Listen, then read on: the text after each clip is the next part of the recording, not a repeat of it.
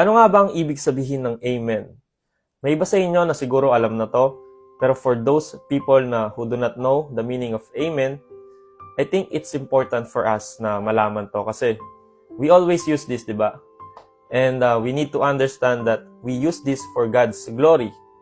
So we should not use this carelessly. Sabi sa Psalm 72:19, "Blessed be His glorious name forever. May the whole earth be filled with His glory. Amen and Amen." Ang meaning ng Amen sa Bible ay faith, or trust, or believe. Pero sa Hebrew, Amen is emunah. Expression siya. So, maaaring mag-iba yung meaning niya, depende sa context na paggagamitan nyo. It can mean, yes, I agree, let it be so, I believe, or praise God. Pero bakit natin ginagamit ang amen after mag-pray? Well, that's what the Bible teaches us. And marami tayong makikitang example sa Bible.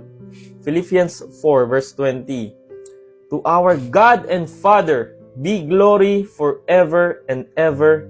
Amen."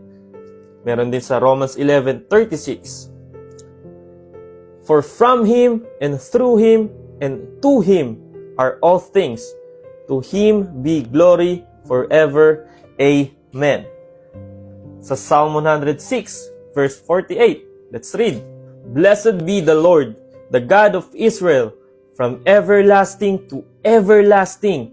And let all the people say, Amen." Praise the Lord. So we should not use the word amen carelessly. We only use it for God's glory.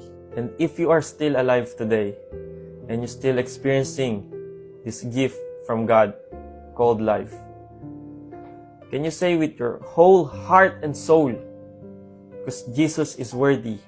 He is worthy of our praise.